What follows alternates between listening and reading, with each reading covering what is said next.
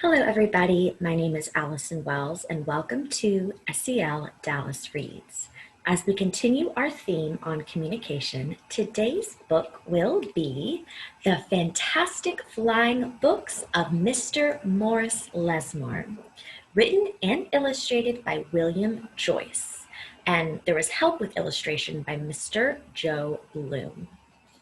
So our listening word for our story today will be book or books. Sometimes it's plural. So that'll be our listening word, and our hand motion with that will be opening your hands just like a book.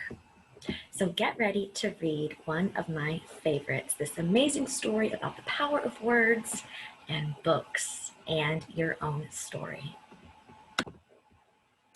All right, and we're here. The Fantastic Flying Books of Mr. Morris Lessmore. Again, written and illustrated by William Joyce, and also some co-illustration by Mr. Joe Bloom. Morris Lessmore loved words. He loved stories, and he loved books. His life was a book of his own writing, one orderly page after another. He would open it every morning and write for his joys and sorrows of all that he knew and everything that he hoped for. But every story has its upsets. One day the sky darkened, the winds blew and blew, till everything Morris knew was scattered, even the words of his book.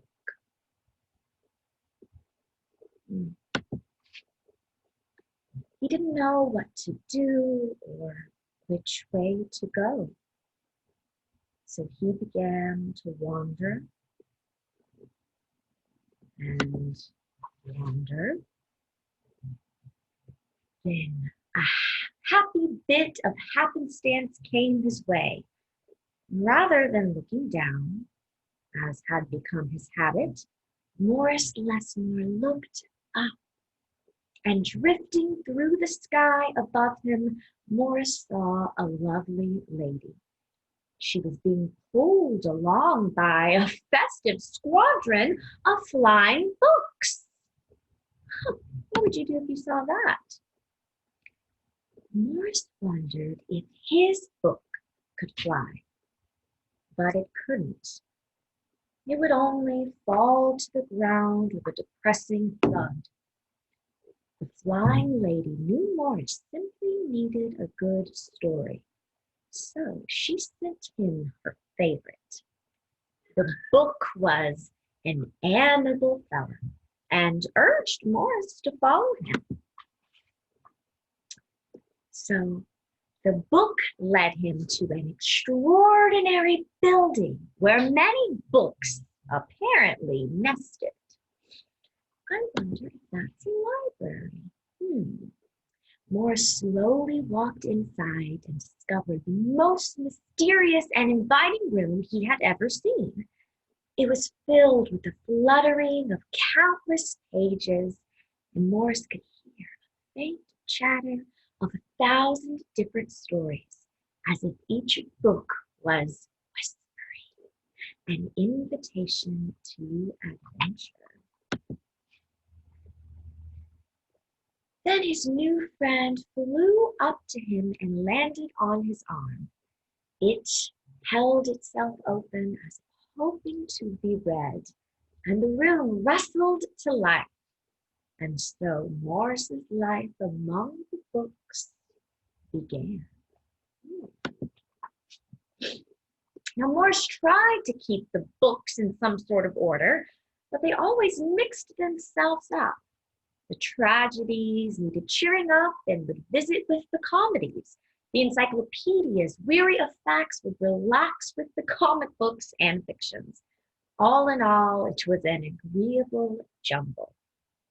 Morris found great satisfaction in caring for the books. gently fixing those with fragile bindings and unfolding the dog-eared pages of others. And sometimes Morris would become lost in a book and scarcely emerge for days. Has that ever happened to you? Just becoming so entranced with the story that you're reading that everything else just seems to pass away, pass by. Now, Morris liked to share the books with others. Sometimes it was a favorite that everyone loved, and other times he found a lonely little volume whose tale was seldom told. Everyone's story matters, said Morris, and all the books agreed. That is true. Everybody's story is important and deserves a chance to be heard.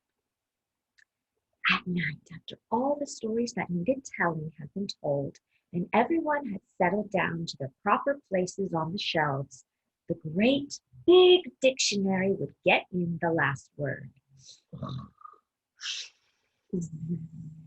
Like he's snoring.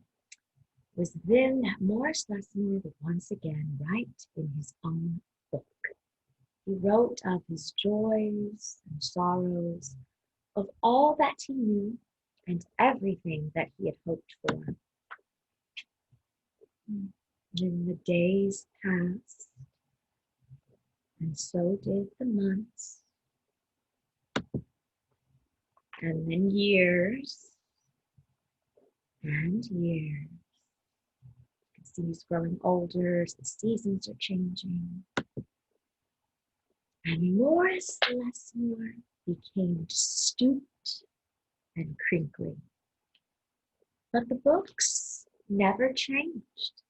Their stories stayed the same. Now his old friends take care of him the way he had once cared for them, and they read themselves to him each night. Then one day he filled the last page of his book. He looked up and said with a bittersweet sigh,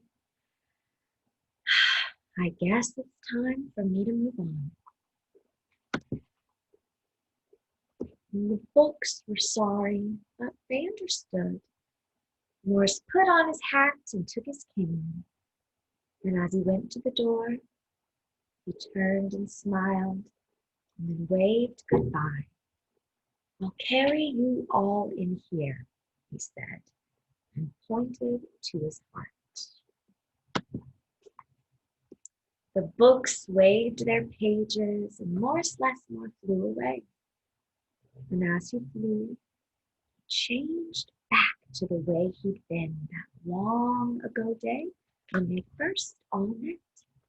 See, now he's flying just like that lady friend at the beginning of the story. Now the books were quiet for a while. Then they noticed that Morris Lessmore had left something behind. It's his book, said his oldest friend. Now inside was Morris's story, all of his joys and sorrows, all that he knew, and everything that he hoped for. Then the books heard a small, expectant sound. There in the doorway was a little girl. She looked around with wonder. Then something fantastic happened. Morris Lessmore's book flew up to her and opened its pages. The girl began to read. And so our story ends as it begins, with the opening of a book. The end.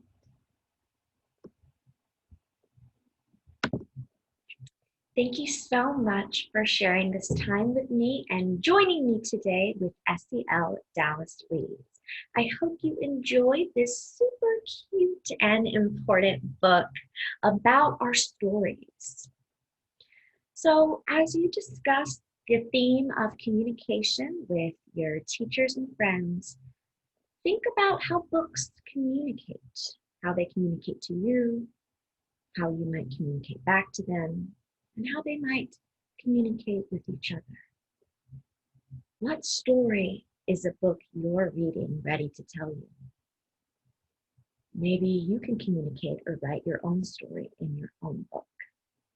We'll see you next time. I'm Allison Wells, and thank you for joining again today.